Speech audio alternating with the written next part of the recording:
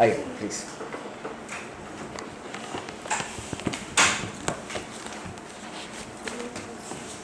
Akanksha, please ma'am, sit.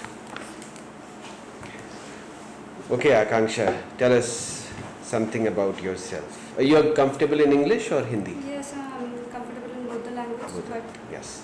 But sir, I have a medium, I have preference in Hindi in Okay. interview. ठीक ठीक ठीक। तो आप अपने विषय में कुछ बताएं मैम।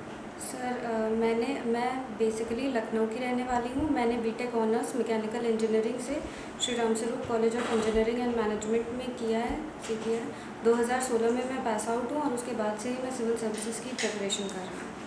ओके, अच्छा, बहुत बढ़िया। मैकेनिकल इंजीनियरिंग के बाद कैसे सिविल सर्विसेज की ओर रुझान?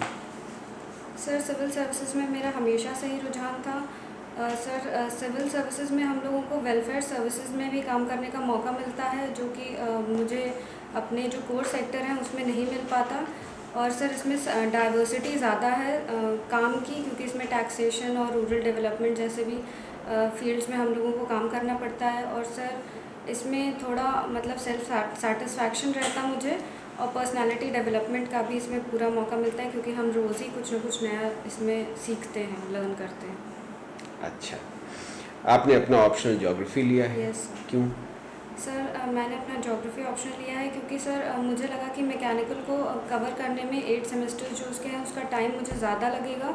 और सर, ज्योग्राफी मेरा जीएस यानी जनरल स्टडीज़ में भी हेल्प करता है, इसलिए मैंने ज्योग्राफी ऑप्शनल लिया। और इसके लिए मैं हमेशा से ही स्कूल में भी, जब मैंने 10th तक मैंने पढ़ाई की है, तो मुझे बहुत ही ज़्यादा इंटरेस्ट था ज्योग्राफी में, और मुझे कम एफर्ट में मार्क्स लाने पड़ते थे अरे तो हो जाए। चलिए, बहुत बढ़िया। अच्छा आकांक्षा, अभी हाल फिलहाल में एक तूफान आया था हमारे ईस्टर्न कोस्ट पर। Yes sir, bay of Bengal side जो तूफ़ान आया था उसका नाम था sir super cyclone Amphan. Sir, ये काफ़ी ज़्यादा सुपर डिस्ट्रक्टिव था। इसकी जो स्पीड थी वो 200 किलोमीटर्स पर आवर तक इसकी चली गई थी, जो लास्ट स्टेजेस में, और इसने काफ़ी डिस्ट्रक्शन किया था ऑन साइक्लोन्स कैसे बनते हैं? Sir, cyclone basically sir low pressure areas में ज़्यादा बनते हैं। और सर, हमारा बे ऑफ बंगाल जो है वो इसको एक सूटेबल एनवायरनमेंट प्रोवाइड करता है साइक्लोन्स बनने के लिए। उसका टेम्परेचर होना चाहिए ऑलमोस्ट 27 डिग्री सेल्सियस। और सर, इसके जो मिड में एक बहुत ही ज़्यादा लो प्रेशर एरिया होता है, जिसकी वजह से जो एयर होती है वो बहुत तेज़ी से स्वर्ल करते हुए अपने चारों तरफ मूव करते हुए कोरियोलिस फोर्स की उसमें प्रभाव में ये बहुत तेज़ी से मूव करते हैं साइक्लोन्स। Okay. और सर, इससे वो जनरेट होते हैं और आसपास की एरिया को बहुत तेज़ी से डिस्ट्रक्ट करते हैं। अच्छा, नॉर्दर्न हेमिस्फीयर और सदर्न हेमिस्फीयर के साइक्लोन्स में क्या अंतर है? सर, नॉर्दर्न हेमिस्फीयर और सदर्न हेमिस्फीयर्स में के साइक्लोन्स में बेसिक डिफरेंस ये है कि जो हम लोग की कोरियोलिस फोर्स लगती है उसका डायरेक्शन सर जस्ट ऑपोजिट है, क्योंकि जो हम लोग का फेरेल्स लॉ के अकॉर्डिंग जो कोरियोलिस फोर्स लगती है उसके अकॉर्डिंग से साइक्लोन्स नॉर्दर्न हेमिस्फीयर में लेफ़्ट साइड टर्न करते हैं और सदर्न हेमिस्फीयर में राइट साइड टर्न करते हैं, तो इनका जस्ट ऑपोजिट डायरेक्शन होता है। और सर, उनका बेसिकली नेमिंग भी अलग अलग होती है, और कंट्रीज़ और कॉन्टिनेंट्स का जिस साइड पे ये ज़्यादा अफेक्ट करते हैं वो भी जस्ट ऑपोजिट होता है। ओके, नॉर्दर्न हेमिस्फीयर में ही अरेबियन सी भी है और बे ऑफ बंगाल भी है।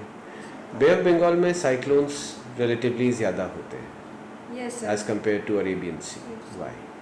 Sir, in Arabian sea cyclones कम आते हैं और बे ऑफ बंगाल में ज़्यादा आते हैं, क्योंकि अरेबियन सी में हम लोगों को उतना जो साइक्लोन फेवरिंग कंडीशंस हैं वो कम मिलती हैं। यहाँ पे जो वाटर लेवल है उसका सर, क्योंकि टेम्परेचर यहाँ का थोड़ा कम रहता है, बे ऑफ बंगाल का ज़्यादा रहता है, और प्लस कोरियोलिस फोर्स का जो अफेक्ट होता है उसकी वजह से बे ऑफ जो अरेबियन सी में जनरेट होते हैं साइक्लोन्स, उनका मूवमेंट थोड़ा और वेस्टवर्ड चला जाता है। और जब बे ऑफ बंगाल में साइक्लोन्स बनते हैं तो उनका जो मूवमेंट वेस्टवर्ड होता है तो हमारे कोस्ट को डायरेक्टली अफेक्ट करते हैं। और सर, इसमें हम लोगों के कोस्ट से वो थोड़ा डिफ़र करके वो अरेबियन पेनिनसुला की तरफ ज़्यादा जाते हैं। और सर, इसमें जो बनता है शैलो वाटर्स, इसमें शैलो वाटर ज़्यादा है सर, उसमें कम है। और इसमें जो रिवर वाटर्स से जो हम लोगों को इसमें उसमें मैं समझ नहीं पा सर, रहा बे हूँ। ऑफ बंगाल में जो वाटर आता है हम लोगों का बड़ी बड़ी नदियों से, जैसे सर गंगा और ब्रह्मपुत्र, तो इसमें वाटर लेवल ज़्यादा होता है और उसमें वाटर लेवल कम होता है, जिससे स्वेलिंग इफेक्ट ज़्यादा मिलता है। Water level bay of Bengal में ज़्यादा होएगा और अरेबियन सी में कम होगा, ऐसा कुछ होएगा क्या मैम? फिज़िक्स का एक प्रिंसिपल है कि दो बॉडीज़ अगर आपस में जुड़ी हों, आप पानी एक में डालिए तो ऑटोमेटिकली वो दूसरे में सेम लेवल पे पहुंच जाता है। सर बिल्कुल सर, वाटर जो होता है वो क्योंकि उसका मीडियम लिक्विड है, तो वो हर जगह अपना सेम जो लेवल होता है वो मेंटेन करता है। लेकिन सर हम लोगों के बे ऑफ बंगाल में जो रिवर का जो वाटर आता है, इसीलिए उसकी सैलिनिटी थोड़ी रिड्यूस हो जाती है, इसीलिए सर उसमें साइक्लोन्स ज़्यादा बनते हैं। हाँ, सैलिनिटी बोलिए मैम, तब यस। अच्छा लगता है। हाँ सर, ओके, क्योंकि अच्छा। पोलर वॉर्टेक्स नाम की चीज़ आपने सुनी है? Yes sir. उसके विषय में कुछ बता पाएंगे? सर पोलर वॉर्टेक्स विंड जो हम लोगों की एयर होती है सर, मेनली जो प्लानिटरी विंड्स होती हैं, जो पोलर ईस्टर्लीज जो मूव करती हैं अलोंग दी नॉर्दर्न पोल, जब उनका जो स्वर्लिंग मूवमेंट होता है, वो जब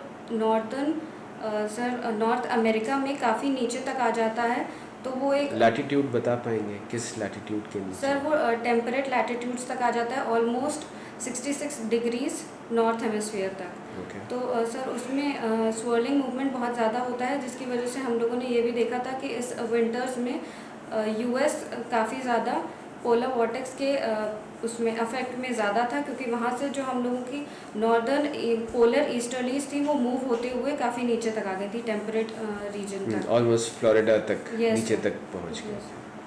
ओके, अच्छा। ज्योग्राफी की जो 3 ब्रांचेस हैं, जियोमॉर्फोलॉजी, ओशनोग्राफी और क्लाइमेटोलॉजी, इसमें से आपकी फेवरेट कौन सी? सर इसमें से मेरी फेवरेट क्लाइमेटोलॉजी है। क्लाइमेटोलॉजी है, ओके। थोड़ा सा इंडियन मानसून के विषय में कुछ बता पाएंगे? सर इंडियन मानसून हमारा एक रिवर्सल ऑफ विंड्स पे बेस्ड कॉन्सेप्ट है। इसमें हम लोगों की जो विंड्स होती हैं वो महीने के सीजन्स के अकॉर्डिंग चेंज होती रहती हैं, और इन पे सर बहुत सारे प्रभाव होते हैं जो इनको अफेक्ट करते हैं। सर उसमें सबसे इम्पॉर्टेंट होता है सर जो टिबेटन प्लेट्यू है, उसका एक्सट्रीम टेम्परेचर्स पे हीट हो जाना, क्योंकि वो बहुत ज़्यादा हीट होता है, इसलिए वो लो प्रेशर एरिया जनरेट करता है। टिबेटन प्लेटो हीट हो जाता है? यस, टिबेटन सर एक मीडियम मास की तरह वो ऐड करता है, इसलिए उसमें ओके, ठीक ठीक जी। थोड़ा वो सर ऊपर है, रूफ ऑफ द टॉप। तो गर्म हो जाएगा मैम, ज़्यादा नज़दीक है सन के? नहीं सर, गर्म नहीं होगा सर, वो एक मीडियम मास है, तो ओके। वो थोड़ा उसमें लो प्रेशर एरिया जनरेट होती है। Okay.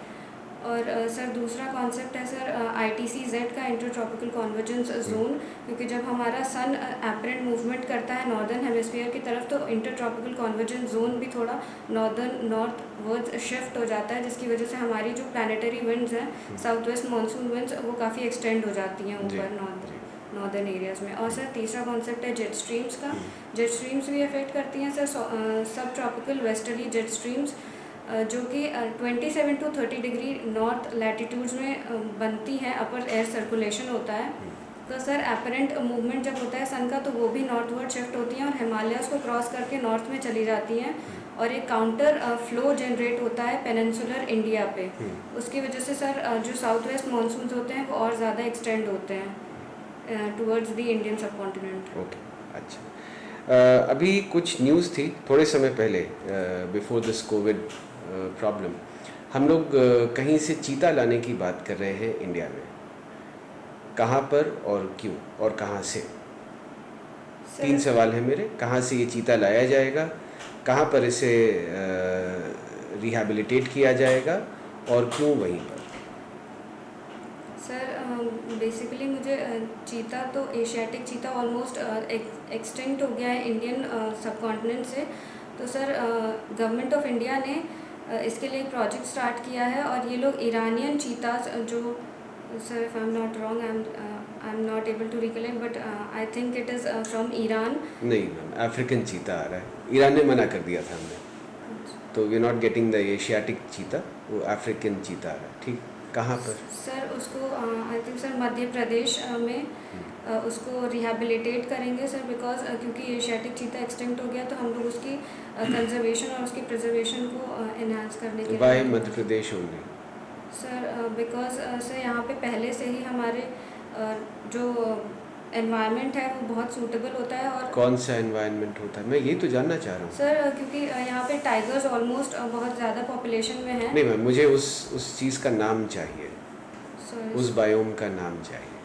Sorry sir, I am not able okay, the savanna grasslands, too. Yes है ना, वहाँ पे सवाना ग्रासलैंड्स मिलते हैं उसकी। सर रॉक्स को डिफाइन कर सकते हैं क्या? रॉक्स क्या होते हैं? Yes sir, rocks consolidated material होते हैं। सेडिमेंट्स का जो कंसोलिडेटेड पार्ट होता है उसको सर हम लोग रॉक्स कहते हैं। वो बेसिकली कई उनके प्रोसेसेस होते हैं फॉर्मेशन के सर। जो फ्रॉम द अर्थ जो निकलता है उसको सर इग्नियस कहते हैं। फिर जो डिपोजिशन ऑफ सेडिमेंट से बनता है उसको सेडिमेंट्री कहते हैं। और जब इग्नियस या फिर सेडिमेंट्री रॉक्स के जो टेम्परेचर या प्रेशर की वजह से जब उसमें चेंजेस आता है, मेटामॉर्फोसिस होता है, तो उसको मेटामॉर्फिक रॉक्स कहते हैं। सर्वोदय फिलॉसफी क्या है? सर सर्वोदय फिलॉसफी एक गांधीयन प्रिंसिपल है, जिसमें हम लोग मोस्टली जो डाउन ट्रॉडन या जो मार्जिनलाइज्ड सेक्शन है उसके अपलिफ्टमेंट के लिए काम करेंगे। उसमें सर्वोदय फिलॉसफी कहते हैं। गांधीयन फिलॉसफी और मार्क्सियन फिलॉसफी के बीच डिफरेंस क्या है? सर गांधीयन फिलॉसफी में सर हम लोग इंक्लूड करते हैं वैसे तो हम लोगों ने ऑलमोस्ट सारे सेक्शंस को इंक्लूड किया है। मार्क्सियन फ़िलॉसफी में हम लोग मोस्टली वर्किंग क्लास को इंक्लूड करते हैं सर, जिसको बॉर्जियोइजी कहते हैं। और गांधीयन फ़िलॉसफी में हम लोग डाउन ट्रॉडन और मार्जिनलाइज्ड सेक्शंस पे ज़्यादा फोकस करते हैं। दोनों में डिफरेंस क्या है? सर दोनों में डिफरेंस है कि गांधीयन फ़िलॉसफी सर हमारी ऑलमोस्ट एवरीबडी को इंक्लूड करती है, और मार्क्सियन में हम लोग का फोकस मेनली वर्किंग क्लास पे होता है। गांधी एंड मार्क्स इन दोनों में मीन्स एंड एंड्स, इन दोनों के रेफरेंस में भी किसी रिलेशन को इस्टेब्लिश किया गया? Yes sir, sir Gandhi philosophy में सर मीन्स एंड एंड्स दोनों पे ही इम्पोर्टेंस दी गई है। और सर मार्क्सियन फ़िलॉसफी में एंड्स को ज़्यादा फोकस किया गया है इंस्टेड ऑफ मीन्स। उन्होंने कहा है कि एंड्स जो होते हैं, हमारा जो रिज़ल्ट होता है उस पर ज़्यादा फोकस उनको रहता है। गांधी जी ने एक स्वैच्छिक गरीबी एक कॉन्सेप्ट दिया था, Yes. ये क्या है? सर अच्छा, उनका ट्रस्टीशिप का सिद्धांत आपको पता है क्या? ट्रस्टीशिप सर गांधी जी की जो ट्रस्टीशिप थी, उन्होंने उसमें ऑलमोस्ट सभी लोगों को इंक्लूड करने की बात कही थी। और उन्होंने कहा था कि जिनको अपनी इच्छा से सर जो सेवा भाव होता है वो करने के लिए उन्होंने उसमें प्रोत्साहित किया था ट्रस्टीशिप में। इमोशनल इंटेलिजेंस क्या है? सर इमोशनल इंटेलिजेंस एक कॉन्सेप्ट है जिसमें हम लोग दूसरे लोगों के भावों से सेंसिटिविटी इम्प्रूव करने का सर कॉन्सेप्ट है। और ये एक पैरामीटर है जिससे हम लोग जज करते हैं कि कोई आदमी दूसरे से कितना सेंसिटिव है और इमोशनली कनेक्शन कितना है। तो यहाँ पे रेशनैलिटी एग्जिस्ट करती है कि नहीं? सर रैशनैलिटी एग्जिस्ट करती है, लेकिन इसमें सर हम लोग सेंसिटिविटी को भी एक काफ़ी इम्पोर्टेंट फैक्टर देखते हैं। अगर आप कहीं डिप्टी कलेक्टर हैं और एक डिप्राइव्ड एरिया है, वहाँ पे आपको अपलिफ्टमेंट से एसोसिएटेड कुछ एक्टिविटीज़ या प्रोजेक्ट्स को इम्प्लीमेंट करना है, तो वहाँ पे क्या आपको इमोशनल इंटेलिजेंस जो है यूज़फुल होगा? सर मुझे लगता है कि सर हम लोगों को बिल्कुल किसी भी स्कीम्स को इम्प्लीमेंट करने के लिए इमोशनल इंटेलिजेंस एक बहुत बड़ा फैक्टर है। क्योंकि हम लोगों को मेनली जो डिप्टी कलेक्टर होगा उनको मार्जिनलाइज्ड सेक्शंस को भी ध्यान में रखते हुए अपने स्कीम्स को इम्प्लीमेंट करना है, ताकि उनको ज़्यादा कोई मतलब एडवर्स कंडीशंस का फेस ना करनी पड़े, उसका भी ध्यान रखना है। क्योंकि वो ऑलरेडी सर इम्पॉवराइज्ड हैं और मार्जिनलाइज्ड हैं। अपने लिटरल मीनिंग में इथिक्स क्या है? सर एथिक्स एक सर स्टडी होती है, एक कॉन्सेप्ट है जिसमें हम लोग ओवरऑल जज करते हैं कि पर्सन का जो बिहेवियर है वो किसी मतलब स्पेसिफिक कंडीशन में कैसा होता है और कैसा होना चाहिए। तो ये जो आप जज करते हैं इसका क्या क्राइटेरिया क्या होता है? सर एथिक्स में हम लोग पर्सनल डेवलपमेंट को भी लेते हैं, emotional intelligence and sir rationality, probity, integrity, honesty, sir सारे वैल्यूज़ को भी इंक्लूड करते हैं। इन डिटर्मिनेंट्स को फिक्स कौन करता है? सर एथिकल सर ये सारे डिटर्मिनेंट्स एथिकल पैरामीटर्स होते हैं जो किसी भी पर्सन के डेवलपमेंट में सर एक इम्पॉर्टेंट रोल प्ले करते हैं। अच्छा, वैल्यूज़ क्या है? सर वैल्यूज़ एक स्पेसिफिक सर प्रिंसिपल्स होते हैं जो किसी भी पर्सन के जो उनका आउटलुक होता है उसको बनाने में इम्पॉर्टेंट रोल प्ले करता है। आपने इथिक्स में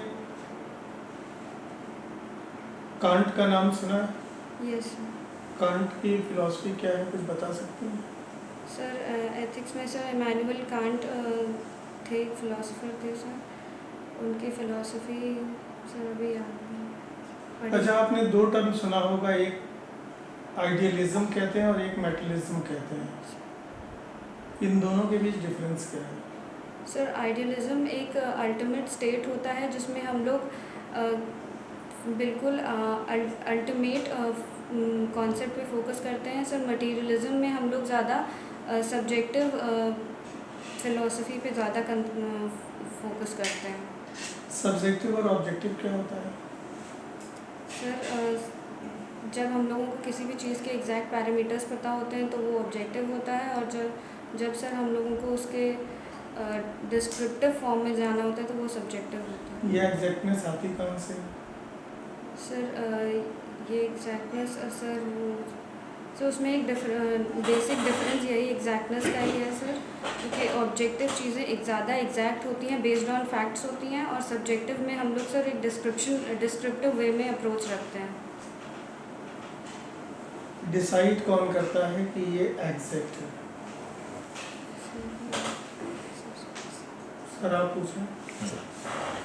आकांक्षा, आपने अभी तक जो बताया सर का जवाब दिया और सबको दिया, काफ़ी अच्छा आपका अप्रोच भी है, और आप जो नहीं जान रहे हैं वो भी अच्छा है। मैं कुछ क्वेश्चंस आपसे कॉन्स्टिट्यूशन और इससे रिलेटेड चीज़ों से पूछूंगा, क्योंकि अधिकारी बनने जा रहे हो, आप एक ऑफिसर बनोगे, आपको अपने कॉन्स्टिट्यूशन, आपको अपने सिस्टम वर्किंग के बारे में जानकारी होनी चाहिए। सबसे पहले तो मैं ये जानना चाहूँगा कि एक्ट और बिल में क्या अंतर होता है? सर एक्ट जो लॉज हम लोगों के पार्लियामेंट बनाता है, और जब वो सर पास हो जाते हैं तो वो एक्ट हो जाते हैं, और जब वो पेंडिंग होते हैं पार्लियामेंट में एज अ लॉ बनने की प्रक्रिया में होते हैं तो उनको बिल्स कहते हैं। क्या बिल्स जो पेंडिंग है किसी भी हाउस में, उनके ऊपर प्रेसिडेंट के कंसेंट का कोई प्रभाव होता है? जो बिल पेंडिंग हैं उनको क्या प्रेसिडेंट के कंसेंट की ज़रूरत होती है? नहीं सर, पहले बिल्स पास होते हैं एक हाउस से, फिर दूसरे हाउस में जाके पास होते हैं, फिर सर उसके बाद उनका एक्सेंट चाहिए होता है प्रेसिडेंट का।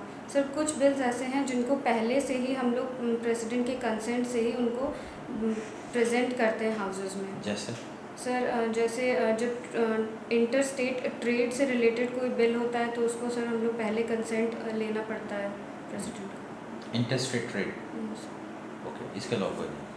सर इसके अलावा भी है सर, जीएसटी है। जीएसटी क्या है? सर जीएसटी बिल जब पास हुआ था तो सर पहले प्रेसिडेंट का कंसेंट लिया गया। जीएसटी बिल तो कॉन्स्टिट्यूशन अमेंडमेंट बिल था। यस ये कौन सा कॉन्स्टिट्यूशन अमेंडमेंट एक्ट था जिससे जीएसटी एक कानून के रूप में हमारे संविधान का पार्ट बना? किस कॉन्स्टिट्यूशन अमेंडमेंट एक्ट से जीएसटी को हमारे संविधान में जगह दी गई? Sir 122nd। 122nd तो बिल था, यस एक्ट पूछ रहा हूँ। सर एक्ट 124 था। 124th एक्ट हो गए कॉन्स्टिट्यूशन अमेंडमेंट? सर मेरी जानकारी में तो अभी तक 104 ही हुए हैं टोटल।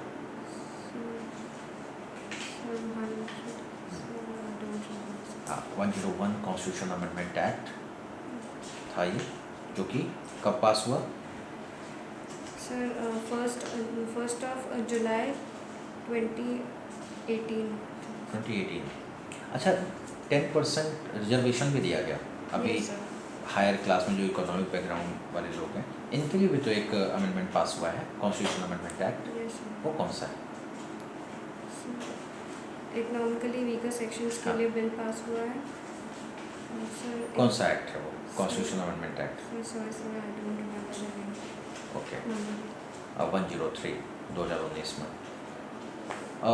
आपने backward class commission, national backward class commission का नाम सुना है? किस तरह का है? कॉन्स्टिट्यूशनल है, स्टैट्यूटरी है, कैसा कमीशन है?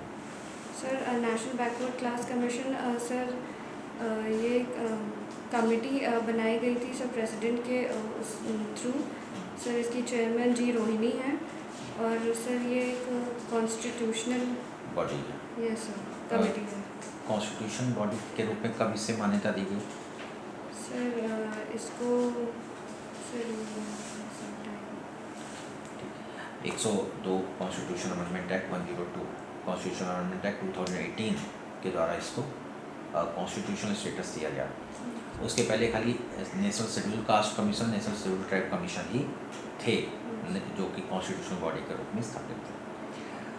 अच्छा बताइए, फंडामेंटल राइट्स सुना है? फंडामेंटल राइट्स के बारे में, fundamental rights are not absolute, क्या मतलब इसका? सर फंडामेंटल राइट्स एब्सोल्यूट नहीं होते हैं सर, क्योंकि ये कुछ कंडीशंस में हम लोगों से ये रेस्ट्रिक्टेड भी हो सकते हैं। इनको सर प्रेसिडेंट के असेंट की वजह से सर इसको सस्पेंड भी किया जा सकता है सर इस कुछ कंडीशंस में, इसलिए सर ये एब्सोल्यूट नहीं किन है। कंडीशन में? सर कंडीशंस जैसे सर इमरजेंसी है देश में, सर अकाउंट जैसे एक्सटर्नल अग्रेशन या फिर आर्म्ड रिबेलियन, तो इन केसेस में सर, लेकिन आर्टिकल 21 सस्पेंड नहीं होता है, ये सर एब्सोल्यूट है। आर्टिकल 21 सिर्फ? सर आर्टिकल 21 एंड एक और आर्टिकल है सर। आर्टिकल 20, हाँ sir article 20 and article 21। 21। Money bill और फाइनेंस बिल में क्या अंतर है? सर मनी बिल हम जब पार्लियामेंट में इंट्रोड्यूस होता है तो सर उसके लिए हम लोगों को असेंट चाहिए होता है प्रेसिडेंट का। सर फाइनेंस बिल में हम लोगों को प्रेसिडेंट का असेंट नहीं चाहिए होता है। और सर मनी बिल के लिए सर स्पीकर वो सर एग्जैक्टली मुझे नहीं मनी बिल, फाइनेंस बिल आपको नहीं क्लियर पता है?